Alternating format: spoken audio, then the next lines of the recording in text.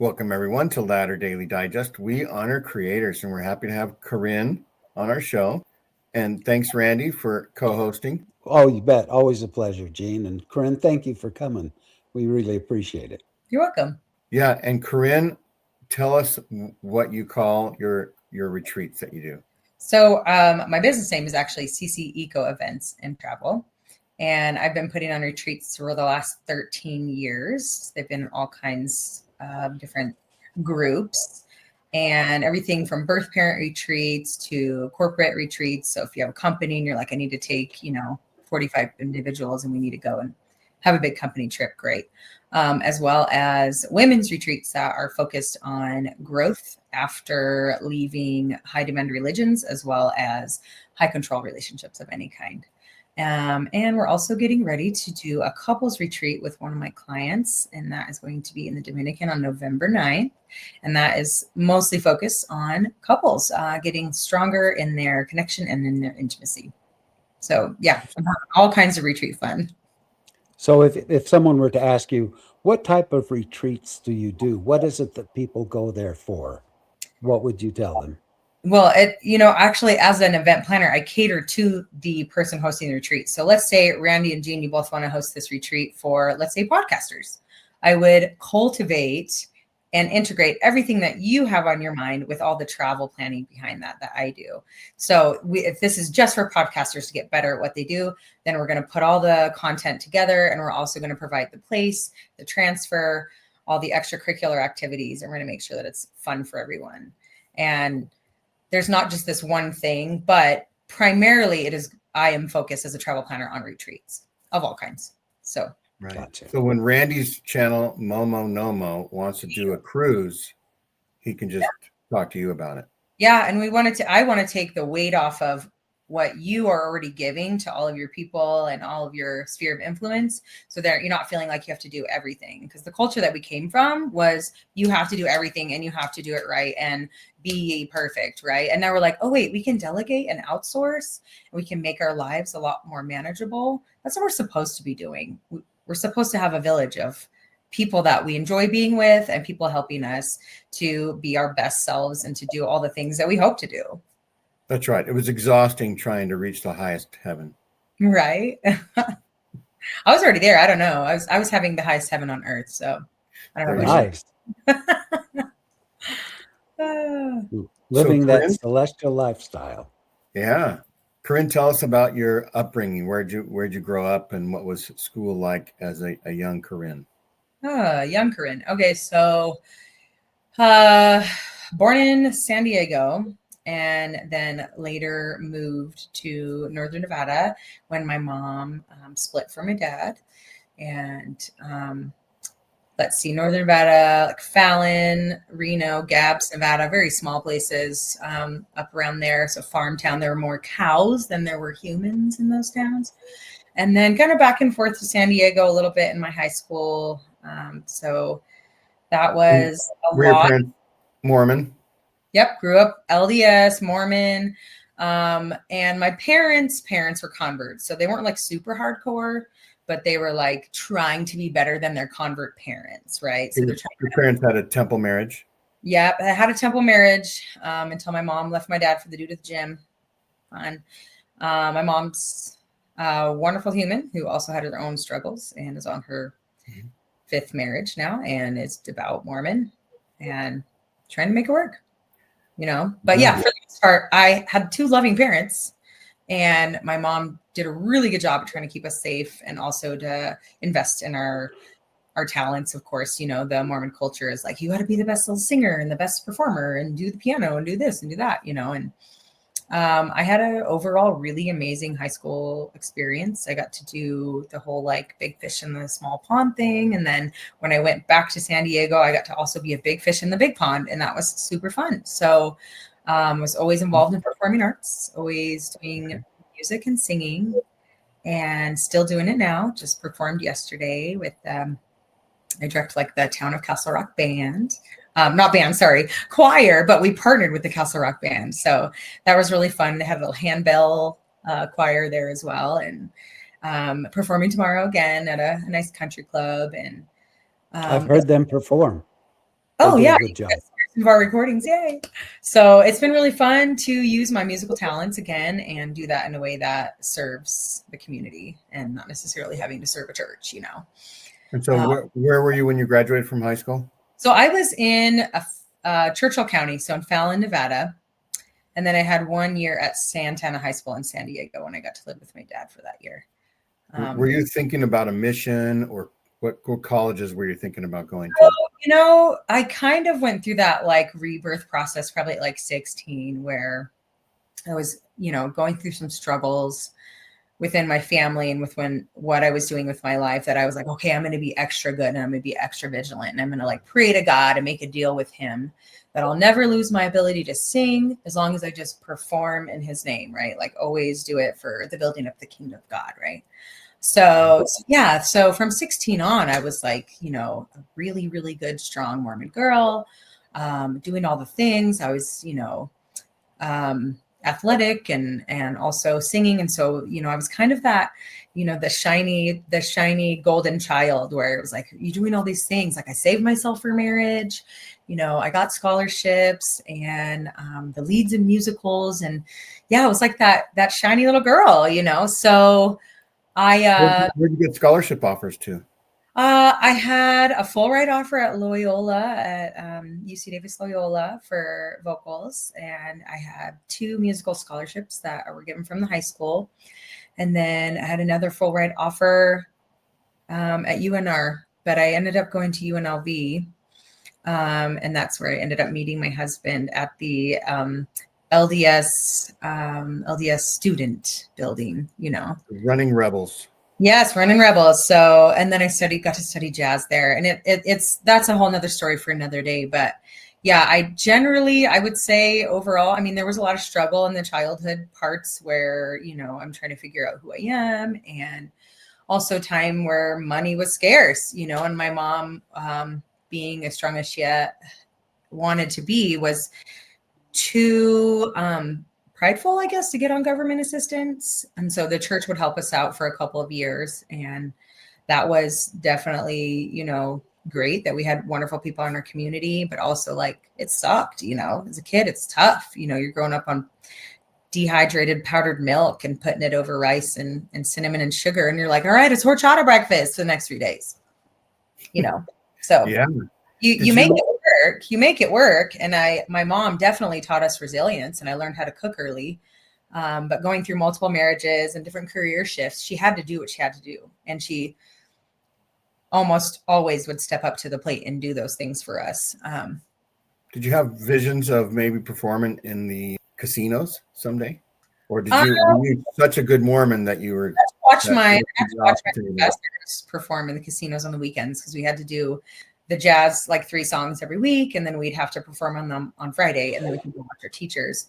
I don't know if that really entered, because I was still really a good Mormon girl. In fact, I was on the LDSSA, the Student Association, and I got to be on homecoming court with my senior companion, who I did not even want to be on homecoming court with, but our senior girl on LDSSA at that time was Miss Nevada, so she couldn't be on it. And so while I was watching Les Mis with my current boyfriend and not at the meeting, they're like, "Oh, we'll just put her on there." And so, you know, at the end of all that, getting through the interview process and all that stuff, they picked the 4 homecoming court attendees, you know, and I had to end up holding up a frat boy who was totally trash drunk, you know, in a car going down, you know, Rebels in the stadium, the old stadium that they used to have. And I'm like, this is rough, you know, being like an LDS girl holding up a truck, dude. But I mean, it was a good time. We had fun, and that's ended up meeting my husband around that same time. And did you hear stories about Mormons and casinos? Like the Mormons Mormons get hired by casinos. Yeah, there was a lot of people, stuff like that were in the church for sure. They just kind of had like almost like an exemption status, as long as they weren't drinking or gambling, you know, or, you know, breaking any of the, you know, temple interview questions. You know, for the most part, it was just kind of like, well, it's a job, you know, and they treated it as such. And it was normal, because we lived in Green Valley Ranch area in Henderson, and it wasn't a big deal, you know. Randy was an entertainer as he approached graduation in high school. Oh, were you like a male stripper or what? Yeah. I know. Did the missionary? I actually was a dancer in a men's dance group Yeah, after my mission. right But yeah, on. I paid my way through my mission by performing. There you go. It's So amazing. yeah, He got to play electric guitar at his missionary farewell and your homecoming as well. I did a yeah I did a. The bishop requested that I bring my electric guitar in and amplifiers into sacrament meeting, Hey, nice bishop. and yeah, right, and to do a ventriloquism act as well with my. So it was kind of crazy, but What yeah. was your act? Did you like convert your what do you call? They're not puppets. They're called what? Well, nowadays, to be politically correct, they're vent figures, but they used to be called dummies. And yeah, my mission president requested that he be sent there to Spain, and so I performed in Spain with them as a missionary. Yeah, Wow. it would get the crowds all around in the plazas and things, and all my companions would be handing out their folletos. What do you call them? Brochures. Yeah, And yeah, it was kind of kick in the head. that's kind of fun. So did you Yeah. graduate from UNLV? No, I ended up getting a concussion. I had a this is a fun story. So college was a kick in the head to you? Kinda, yeah. I fell asleep at the wheel praying on an 8-hour car ride at about hour 6. So right outside of Hawthorne, Nevada, which I don't know if you know that town, but it's an artillery bunker range that's covered up. So when you see it on the overhead view, you can't really see that there's anything there. So had I been on the other side of that town, I would probably be in the bottom of the, what's it called? Walker Lake? One of these lakes, but I wasn't. And so, yeah, fell asleep at the wheel, woke up upside down in my car. That's a whole nother story for another day, but that kind of set me back, and it had me to recalibrate, like, what do I want to do? And also I doubled down on my faith because I lived and survived. So God must need me here for a very specific reason. So I broke up with my husband, and I broke up with the other boyfriend that I was dating. It was Bradley, right? Brandon is my husband, but Brandon, my yeah. brother. But anyways, yeah, it was a really interesting process. And then a few short weeks after coming back, I was like, okay, I think it's time to date my husband again. And I felt it.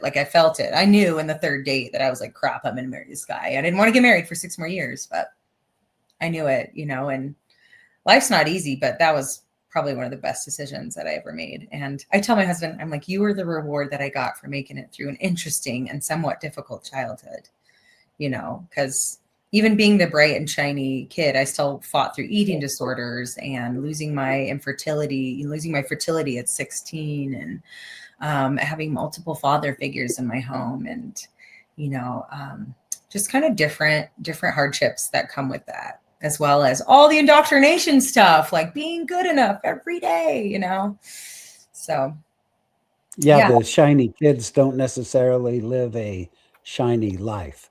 Right. There's usually, my sister likes to remind me that she was the OCD cleaner, and I was like the cooking and the, production value, and everything was clean and shiny at our house, and I would be baking the bread or cooking dinner. Like, she doesn't even hardly remember the times that my mom cooked, which she did. She totally did. But in her mind, I was cooking and she was cleaning, and we were parentified in those ways, where we needed it, that if Jesus entered our home or the bishop 4 doors down, like, we're good, So those inner struggles were more of the things we were dealing with, for sure. So let's see. So you got married at what age? I was 20. I got married in the San Diego Temple, and married my bestie. And so you got to plan your wedding. Yeah, mostly. I mean, you don't really plan what's in the temple. That's kind of right. Do you plan your reception? Plan your reception, and then you essentially, I mean, I did like the temple prep classes at UNLV, and it was just another girl who had served a mission, kind of teaching it, and it was. But did it really prepare you? You know what? I thought she did a good job at the Old Testament stuff. Like I knew my body was going to be anointed with oil. I knew that I would have to put on the garments. Like I knew there would be like a new name.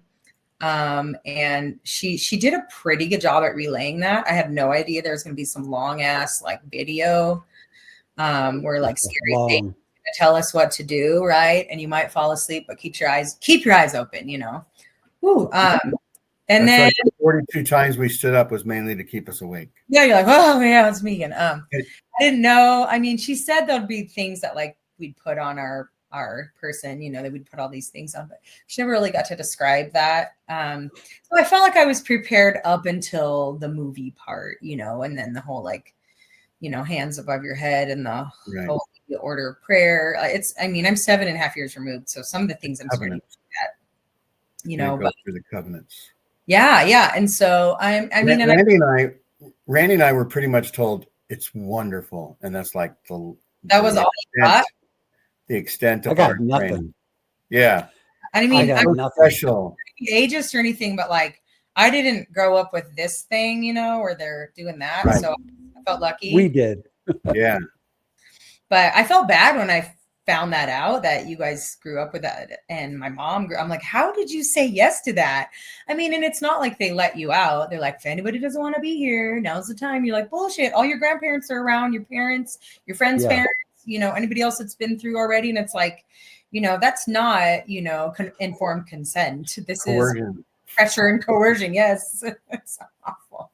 So at that point I was just like, well, how much worse can it get? Like Satan was kind of hot though, you know, on video.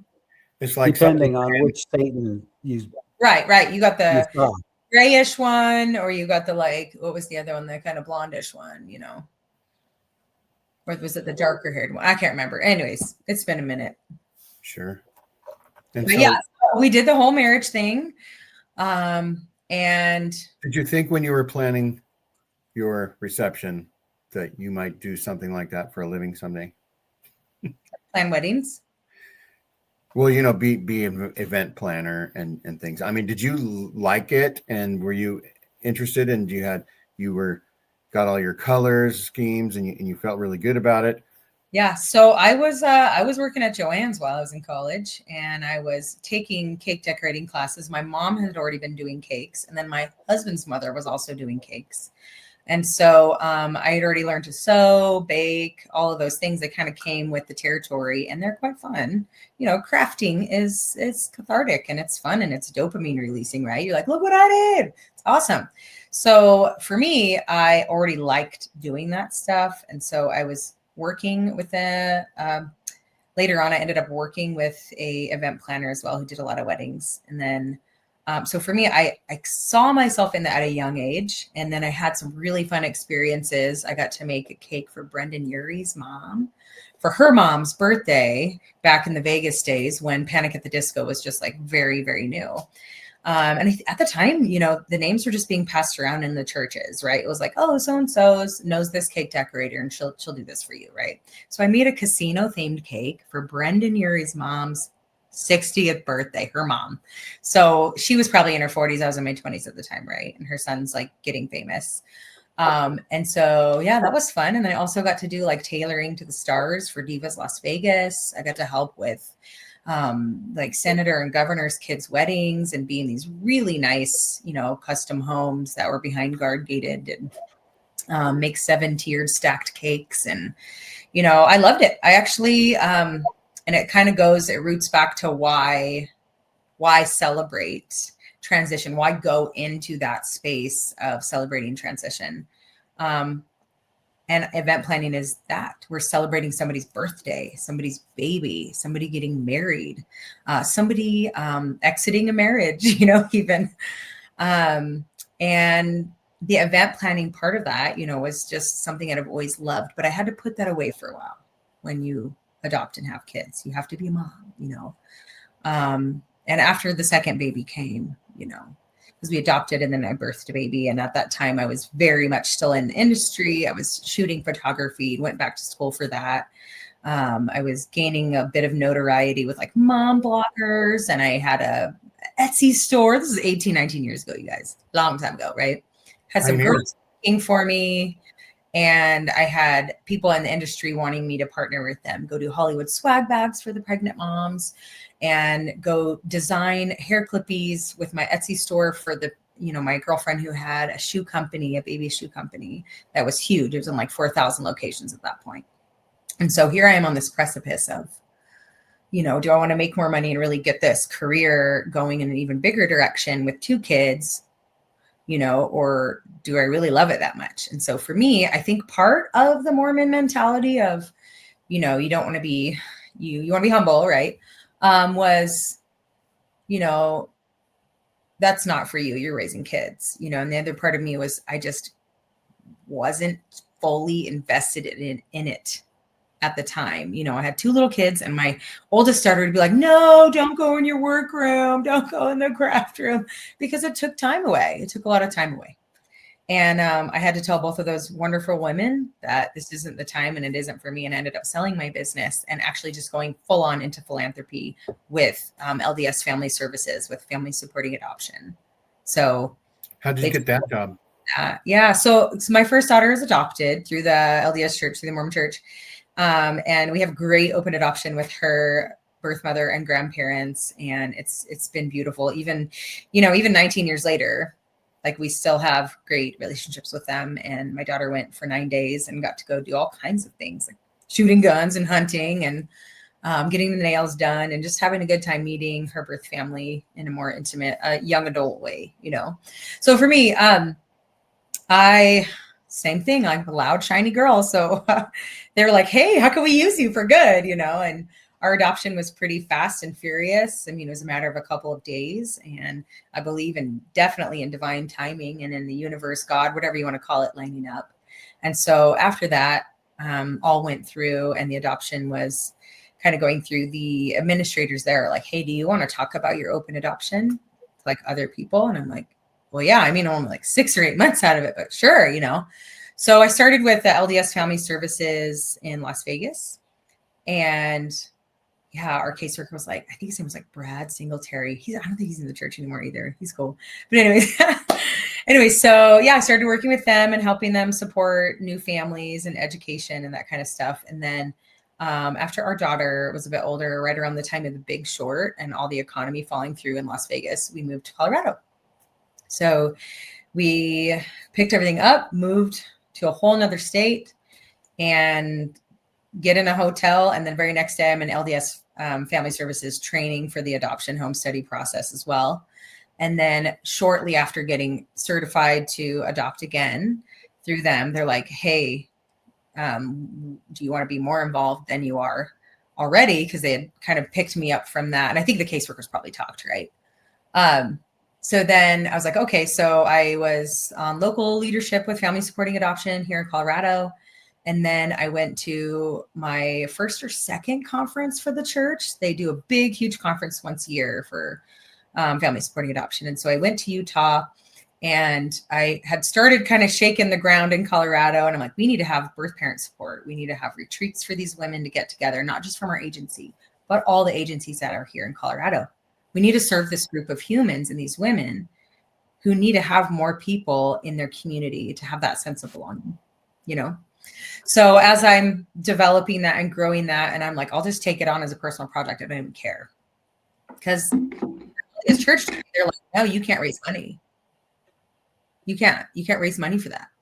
I'm like, well, then I'll just get a whole bunch of private donors, hold the money, pay for the hotels and whatever we're going to do for these women to be able to have a retreat. So anyways, LDS Family Services, went to the conference, and then I got a tap on my shoulder, and I was there, and they're like, hey, we want to chat with you. And this was right after adopting our son and also getting to meet his birth father there in Utah. And they're like, hey, can we talk to you? I was like, yeah. And I was like, I thought I was in trouble because I am loud, right? I'm like, what did I do? I did something wrong. And these guys from I don't know if they're in Quorum of the 70, but essentially they're like Kirtan and Conky tied in with them as well, because they have to, cover the legal matters that come with adoption. And they just said, hey, we see what you're doing. We see your energy that you have. We think you're a force for good. And we'd like to call you into this position that's technically not anything that we're going to have on the books of church record, but we're going to have it on a books of outside of church support with the family supporting adoption. So they asked me to be the regional director of about 13 states of families, of FSA, family supporting adoption. And so that was like, okay, all right, I'll do that. That So was then a paid position. unpaid, of course. So, I mean, why would they pay me if they, Unpaid. right? Okay. So here I am talking on the phone with all these individuals that are other adoptive parents like me in these different states and helping them like, hey, here's what you need to do to get set up. And You're building the kingdom. for sure, we're building a kingdom and we're supporting the people there. And then I was speaking again at the next year's conference about open adoption, and then also speaking again about building your chapter, about building your FSA chapter. And then, sure enough, You don't make any speakers fees when you do. Nice, considering like compensation for just hotels and childcare support, like when they're being a babysat because I'm here speaking, would have been nice. No. Yeah. Corrine, Yeah. when you say open adoption, just to make sure that I understand and the listeners understand, that's where there really are no secrets about who the parents are, that they're actually encouraged to be part of raising the child, or explain what open adoption means. Yeah. So open adoption has different degrees, it can be something as like we're open to having communication through letters and pictures and maybe a phone call or a visit once a year, all the way to we're going to have you in our lives and in our home, and we're going to have you at birthdays and, fully immersed into and enmeshed in this family unit, so, it's a sliding scale. Everybody has a different relationship. I have 4 birth mothers with my 5 children, and we all have different relationships, just like you would with your own siblings. Randy is probably jealous. He probably wishes he had an open adoption for when he was adopted, and probably would have loved to have a mom like you. Different era. Well, when I was adopted, I think I was 2 days old. Mm-hmm. And every year we would celebrate Adoption Day. I remember it was October 10th. It was like another birthday. And I just thought everybody had an adoption day. I'd ask my friends at school, hey, when is your adoption day? And they're like, I don't know. I don't think I have one. But when I was 8, my sister was married in the temple, and my mom and dad, that's when I was sealed to my mom and dad, was when I was 8 years old. And I didn't understand what it was all about. And then after the sealing, my parents said, okay, now there's no more adoption days. And now you're part of the family. That you were adopted. You can just forget that, because it's like you weren't. Now you're ours forever. Well, you can tell a kid to forget that he's adopted, but that doesn't work. Once the toothpaste is out of the tube, Plus, your dad kind of treated you like you're an indentured servant from that point forward. You're mine. That's a different experience. We'll have to have a whole podcast on that. Yeah, but I think I was adopted to be to raise cattle. Labor. Yeah. Ooh, that's rough. But I grew up around ranches and farms. It was not easy work. Well, yeah, and my dad was very angry and abusive physically. And so, that was a rough growing up. But anyway, I just wanted to clarify that. So open adoption is where the parents are encouraged to whatever degree, right? At least it's not kept a big secret. Right. And that, that's been a beautiful part of that. I mean, if I have a question. That is beautiful. I can call my kid's birth family and say, hey, so-and-so is struggling with this. Did you struggle with that? Or if they're like, no, it's not me, go call the other one, So it's been fun. My son's birth father has been involved with us as well. My 14-year-old son, Dustin, he's awesome.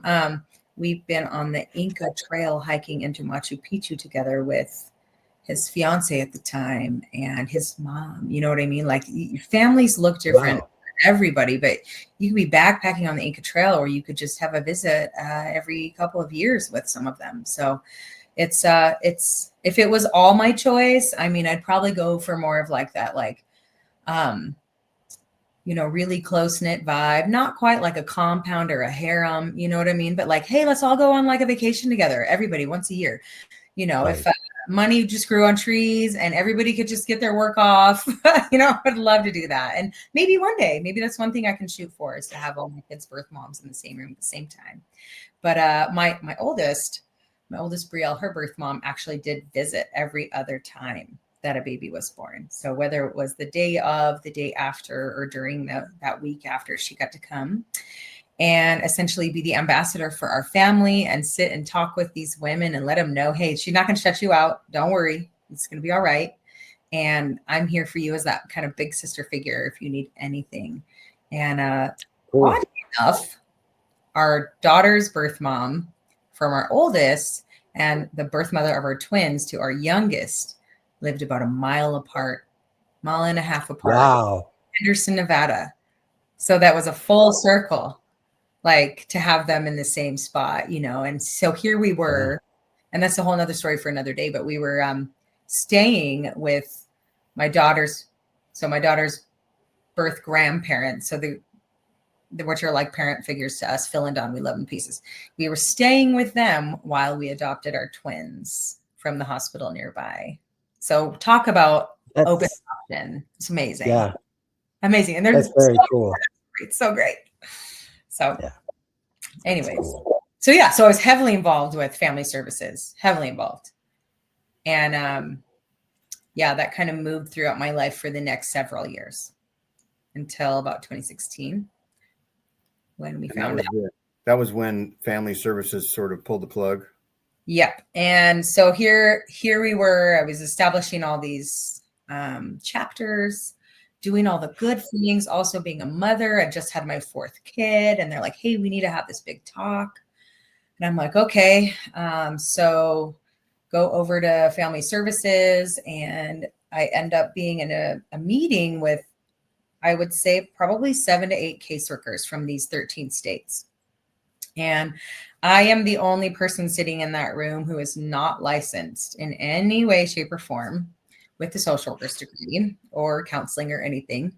But I was, overseeing these different groups of people. And so we sat at this table, had this conversation about all the great things that adoptions had given the people in our church. And then it was, we're not going to be having this for much longer. We're going to be closing it down. And I'm sitting there like, what? At that point, I'm like invalidating any work that I've been putting in.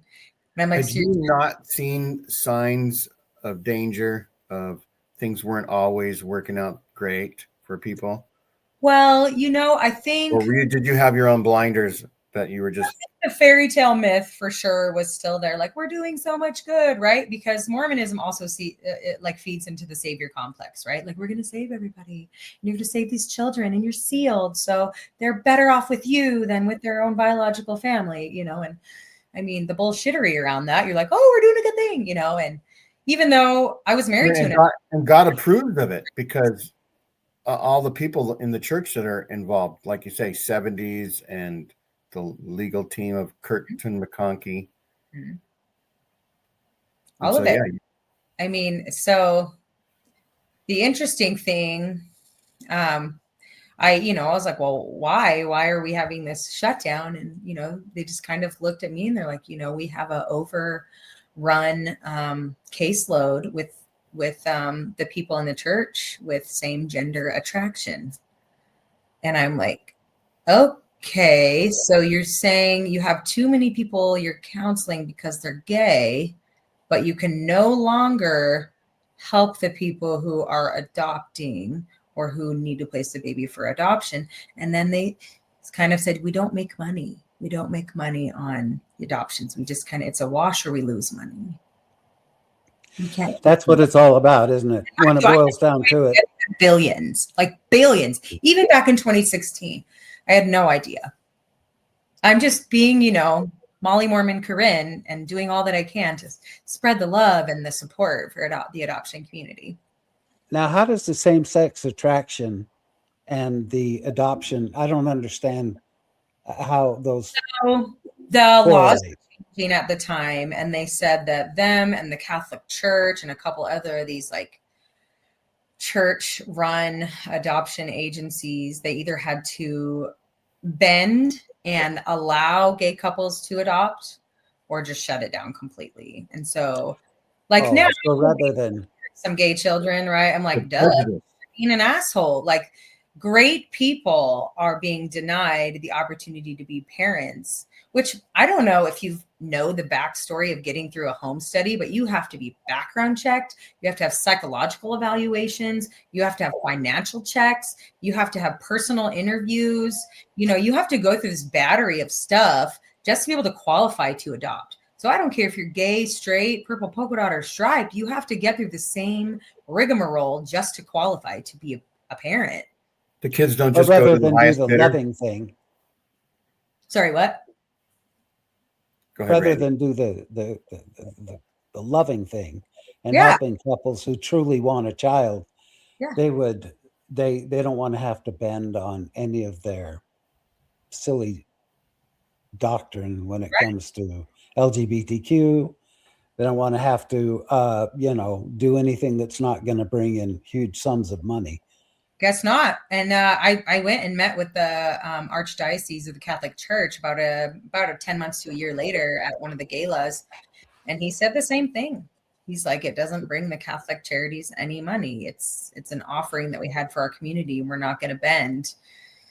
And I met his wife, and she was just like, I don't know, and it was interesting to kind of see that was the way that it's going. I mean, that broke a lot of hearts along the way, but it also, I mean, in a way, you break so that you can open up something better. Hopefully, and what I got to see was reform in Colorado here and outside of Colorado as well, to people saying, you know what, these are great people too. And we're going to allow our agency to let gay couples adopt. So that was pretty good stuff, to be able to see that. And, I have great friends that are incredible parents, and, they asked me certain questions after knowing that I was, formerly Mormon and going through that. And they're like, how did you even handle that? And I'm like, you're working with what you have. You're working with what you're told are your tools, right? And you don't know they're rusty tools. You don't know that they're broken or bent. You're like, these are the ones, these are going to make everything great and get us all fixed, Tell us what steps happened where you did decide to exit the Mormon Church. Yeah. So, after sitting in that room, it kind of, I would say that's probably where some seeds of doubt were planted, because I'm like, how can you just abandon all of these people who need you? Because we were also promised, like those birth mothers were promised like lifetime support for counseling, and families would get support as they needed it because they're working with these kids that are very genetically different than them. You were the point person. You were the salesperson for all these wonderful things that the LDS Family Services was going to do. Support we're no longer going to have. And it's almost like they pulled the plug on you. You made those promises, and now you can't deliver because they decided that they didn't like gays. Yeah. Well, I mean, after the whole, like, what was it? Prop 8, 9, whatever the one in California was, it was like, oh, right. Yeah. So shortly after that, and they had a point person too, who was a sweetheart, came in, and he called me pretty shortly after that whole went down. And he said, hey, I would love to have you on board to help my new nonprofit, which is called United for Adoption. It's kind of what came of the ashes after all of that fell to the ground. And now, is he going to pay you? Would have been nice, but no, he did let me fundraise, and he did let me really work hard to get those birth parent retreats off the ground. And so you got paid from the goodness of your heart. Yeah. And I got some stipend to like cover my own babysitting, right? That was kind of it. It was like, nope, this is still service. And I don't know that he, he was just a sweet man living in a, typical Utah community, right? Who now no longer had this, ability to do these things through the church to help people. Because I was working with him back then, not as much as when he called me out of the blue and was like, hey, do you want to help in this? And so I felt like, okay, we have a little bit more traction. We're allowed to have some more freedom with this. So yeah, United for Adoption came out of that. He started his own agency. and he's a great person. Like I'm saying, he's a great person. And I got to kind of reside in that United for Adoption group for a long time. Same thing. He put me like full on into leadership right away, and speaking engagements and working and helping people, and being able to put on birth mother retreats. And yeah, it was really cool. Like I enjoyed that part. And so probably about, that was 2016, 17. So 2 years later, so I'd already kind of got that ball rolling off the ground. And then I was doing it outside of LDS Family Services, but still just putting on retreats where we could, you know. Yeah, at about 2018, I started to realize that like things weren't adding up, because I was constantly, you know, my girlfriend calls it the dark night of the soul, but for me, it was like the dark morning. It was like every morning waking up, feeling that anxiety in your body. Like, okay, I got to read my scriptures. I got to be good enough. I got to make sure I get the house spick and span. I got to make sure the kids are fed and that they look perfect. And, you know, I'm doing this stuff in the PTA and in the church and in the young women's presidency. And, you know, your body is full of constant anxiety. And so I was like, I don't want to live this way anymore. Why am I feeling like I'm not enough? And at that point, I had 7 children. Like we had adopted 3 more through a private agency out of Nevada, Utah, Arizona, which I love, and they're amazingly ethical. But at that point, I'm like, there's got to be something that helps with this. You know, the church would tell you it's because you're not doing enough and you're never enough, right? So pray more, go to the temple more, do the things. Be sweet. Yeah. But for me, I was like, there's got to be more.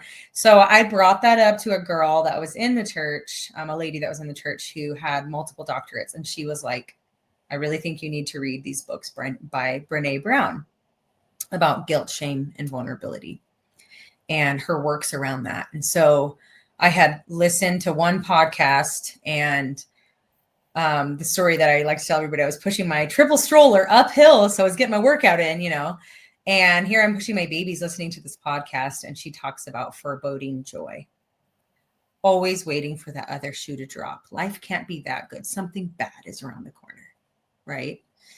And that constant feeling of, if I don't do enough, something bad will happen. And I remember just getting to the top of that little hill and just pulling over and crying. And I was like, that's it. That's what I feel waking up. You know, that's what I feel, because I don't know about you guys, but I was told that like Jesus was going to come in my time. So you got to be ready, right? You also have to be ready. Don't plan too much, because Jesus was coming. So there were thoughts in my head that were like, well, I don't have to worry about that because Jesus will be here. So it doesn't have to be even a thought, like spiritually bypassing whatever I'm responsible of in the future. Right. Like, so for me, that like tied into that foreboding joy where, well, I don't have to worry about it. But then I'm like, well, wait, something bad is going to happen, because I can't be this blessed and have these wonderful children and birth mothers and an incredible husband, even though he had left the church 7 years before me. I mean, he was gone. He was very patient. I applaud him for that. We almost didn't make it, you know. But yeah, that was that dark night of the soul, that kind of turning point. And then I reached out to my friend and I said, hey, I listened to her podcast about the guilt and the shame and the vulnerability and foreboding joy, and I want to know more. And then by the next morning, she had dropped off a stack of Brene Brown books and on my doorstep. And she's like, these are yours, keep them. And I was like, oh my God, it was amazing.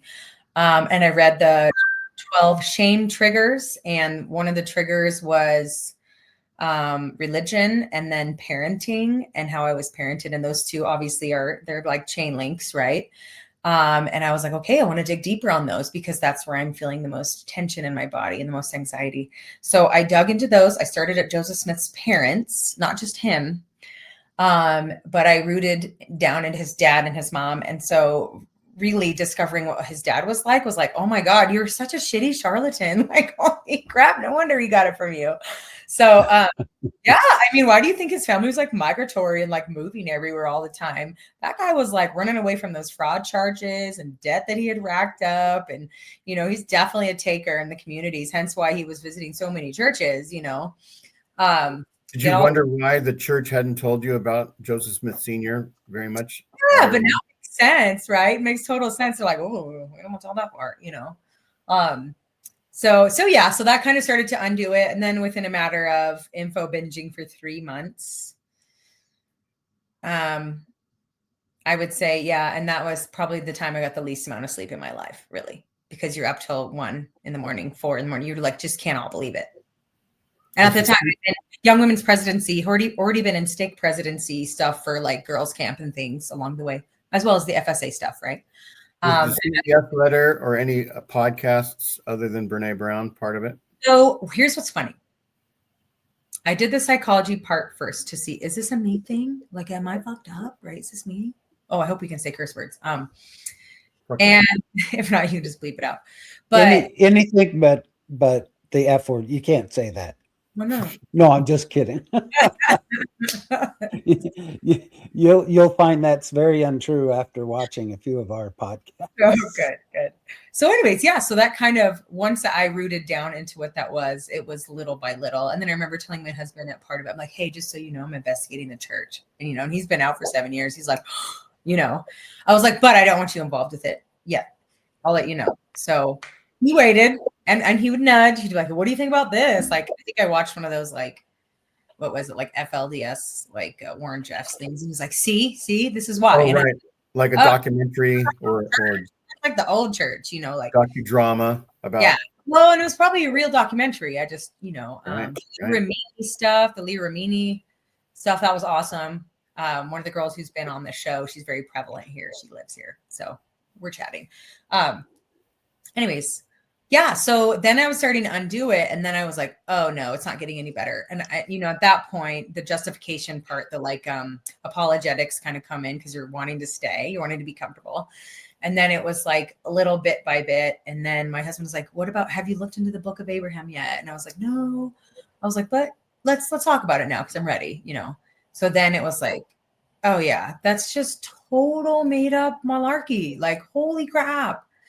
So yeah. So as the ball started to roll, I think I went to my last sacrament meeting, June in 2018. That was Congratulations. Yeah. For your escaping. Yeah. It took a little while. Right around Randy and I's birthdays in June. Oh, yay. You knew. No, I was kidding. When did you guys leave? What year?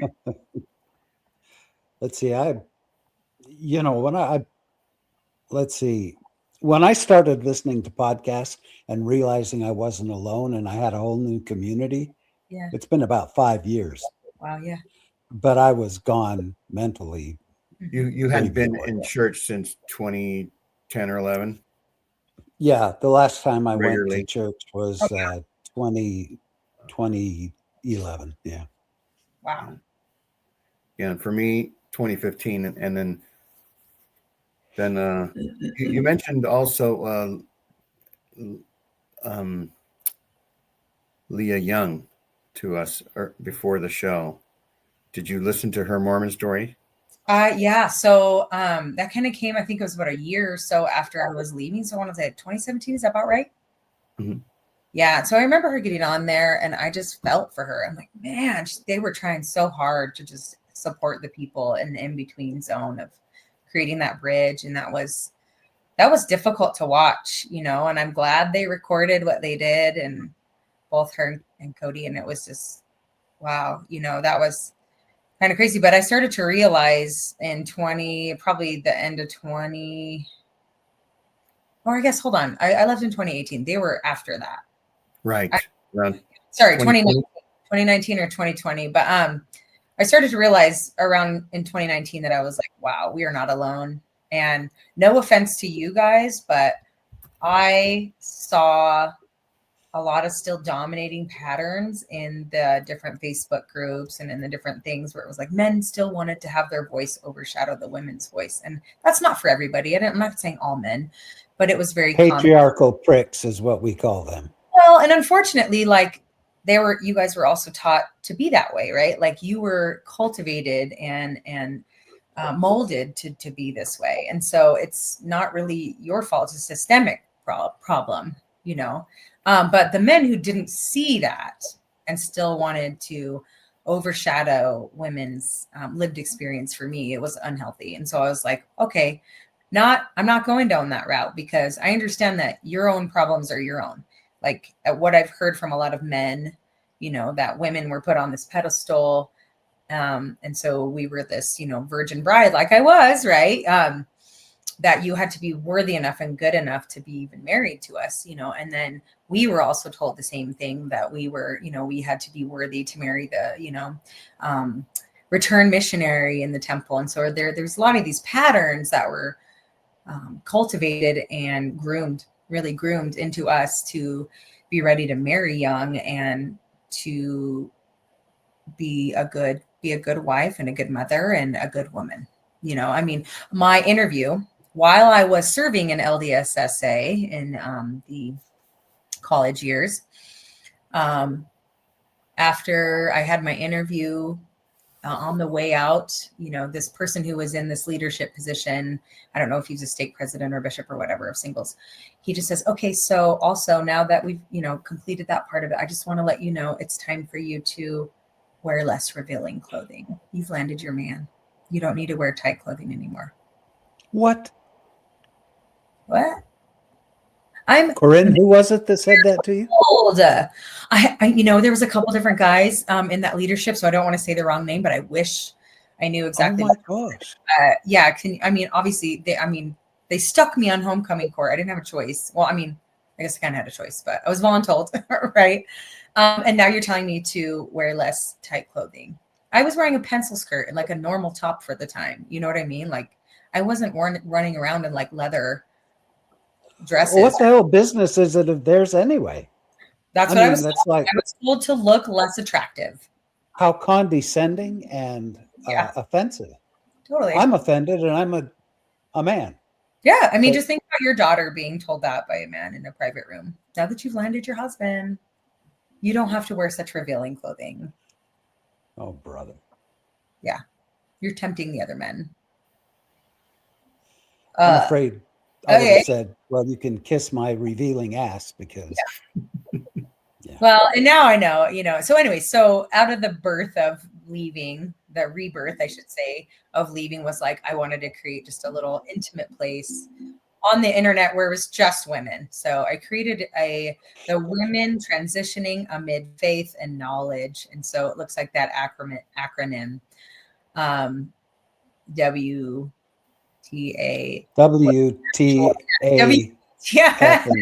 And then I have the and sign on its side and then K, but really it's a transition for us. And it's not just women who've left the Mormon church. It's women who've left any high demand religion, any high control relationship, patriarchy, narcissism, misogyny, all those things. And so we've created a really tiny, intimate place for these women. I think we're under 500 people there, and it's kind of private invitation only. You can find it, but you can't actually get in, and you can't see who's there. And that's what we wanted. We wanted a safe place where you can come out and say, hey, I am formerly Amish. Here's part of my life experience. How are you working through this part now as a woman who has left this kind of patriarchy behind, and some people just had it in their relationships. They just had it in a high control relationship. And they're like, how do I go and apply for a credit card? Or how do I rent something on my own? And out of the birth of that was growth. I didn't want a place just for venting, just like the retreats that I was putting together for birth mothers or other people. I, started retreats for women who had left these situations as well. And I think we just had our fourth one in October, and it was wonderful. It is on my Instagram. We have a couple reels for that. I saw it.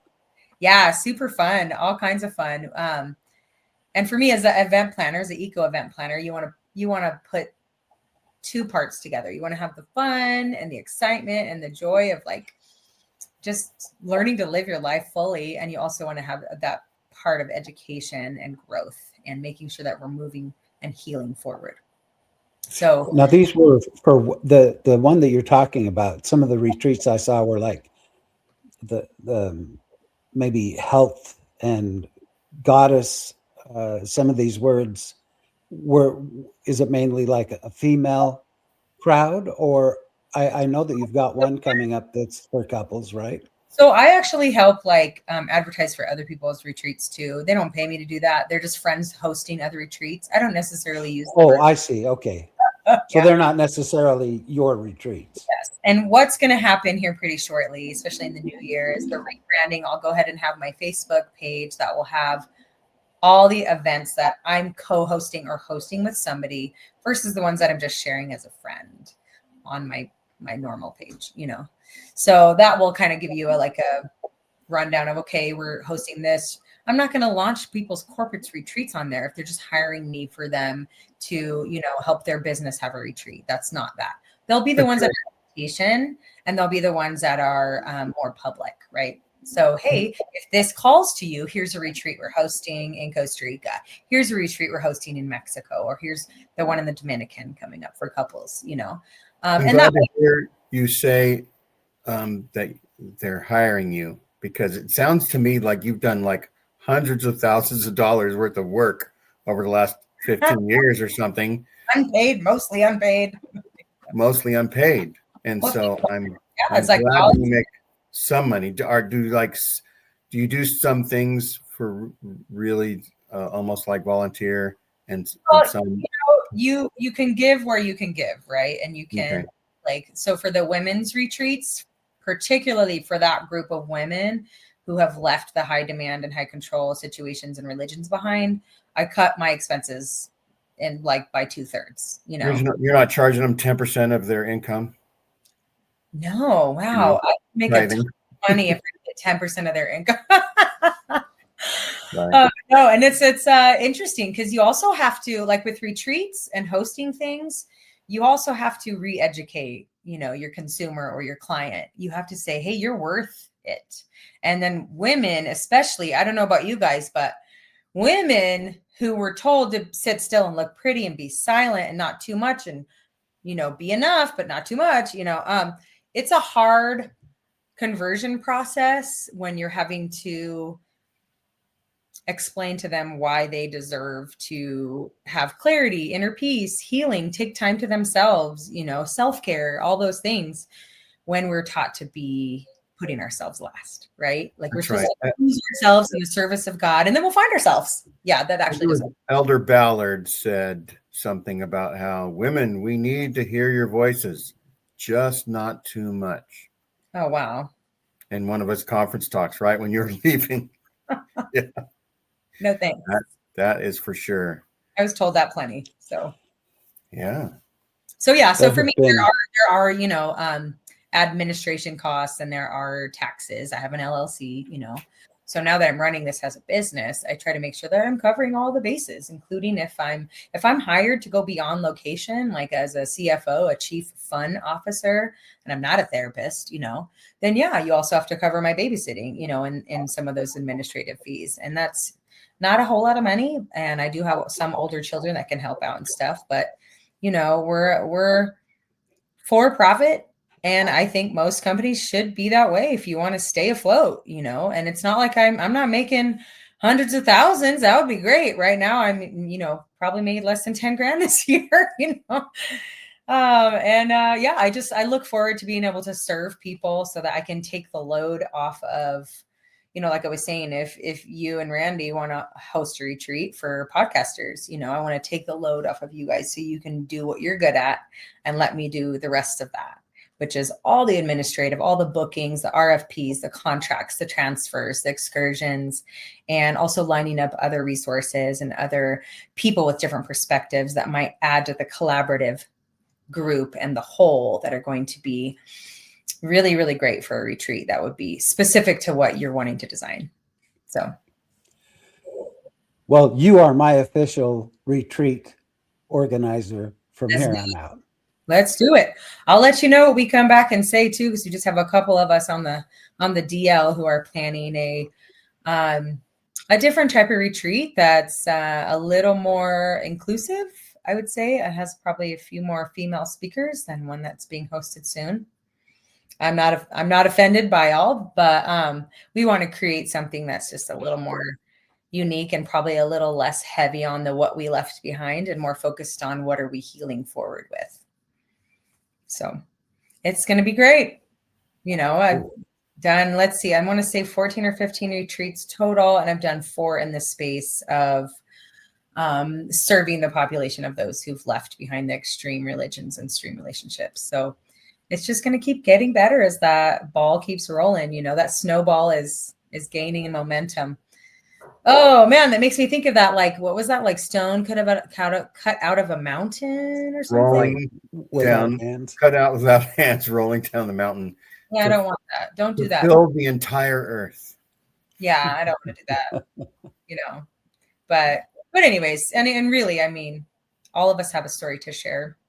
All of us have a desire for connection and belonging. And that's really what retreats are all about. They're bringing people together, connecting, growing, and finding this new sense of belonging, not just with the people around us, but belonging to ourselves first, which is what I love about a lot of the works of Brene Brown and a lot of other amazing authors, is really just that's when you can really fulfill your highest potential, is belonging fully to yourself and not being afraid of what everybody else around you thinks. Are some of your retreats, you do everything from at home and everybody else does all the work in some other state or whatever? Or do you try to be at the retreats that you? It depends. So I collaborated and coordinated with Wendy Jensen. And so she hosted. Yes, we love her. So yeah, she hosted her first retreat, and that was just to really help her get the ball rolling in St. George. Because she had been asked at many other retreats, but she wanted to do her first. And I interviewed her.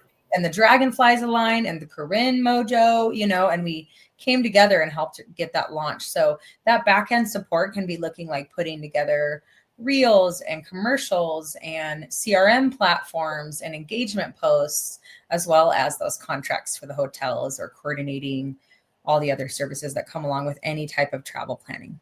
So yeah, I don't have to be at all of them. And I hope not to be, because that's a lot of travel, and I'm traveling here in 10 days. So, but it's with my family. So we get to chill on the beach in Mexico with the kids, you know, and yeah, and I love it. It fills my soul. I'm very much connected to the water. It brings a lot of, energetic, what do you want to call it? Just like goodness, chemistry, bonding, and you know, at our last retreat, we did a voluntary re-baptism ceremony in the ocean after a sound bath session. And it was just incredible. We all get to make our own promises and covenants to ourselves. And while the crystal bowls were going, we got to meditate and lay and really, you know, self-project the things that we wanted for our future. And then all of us that chose to got to get up and go and walk into the ocean, the warm ocean waters. And it was just beautiful. So, wow. Yeah. That's amazing. Stuff, you know. So thanks, Corrine, for coming on our show and sharing your story. And yeah, we'll try to do a couple more podcasts. I know one will be about the demise of LDS Family Services. Let's do it. All the stuff around that. And then Randy, you had another idea for just about adoption, all the stuff around adoption. Do you think that's something that you would want to do as well? There you are. RFM. I think it would be a popular show, a widely listened to show about adoption, because there's so many people that either have adopted, were adopted, or know someone who's adopting. Yeah. And, I think it's a relevant subject for today. Let's do it. Well, and I gave you two names of the two ladies that I think would be really great as birth mothers. If you're looking for some adoptees too, I mean, you're an adoptee yourself, so it's great. Yeah, we can definitely search that out and work on getting a podcast ready for that. It's definitely going to be pretty awesome. I think that would be good. Be awesome. Right. Thanks for having. Yes, thanks for coming on the show. You coming. You're welcome. And everybody, hope you enjoyed the show, and like and subscribe and share. Sharing is caring. Yes, and it have is. A great rest of 2025. It's almost over. And, don't tell us that. I don't want to be reminded of that. Hey, it's all growth. We get to be above ground. We're gonna make good use of that. So yeah, but the faster time flies, which is just, it's racing right now. True. That above ground thing's not going to last too much longer for me or Uh, Gina. I think you got at least another 30 to 50 years. You're good. Well, yeah, I Very hope it's optimistic. 50. Well, thank you guys so much. You're awesome. All Seriously, right. it's been a pleasure. Thank you. All right. Bye-bye.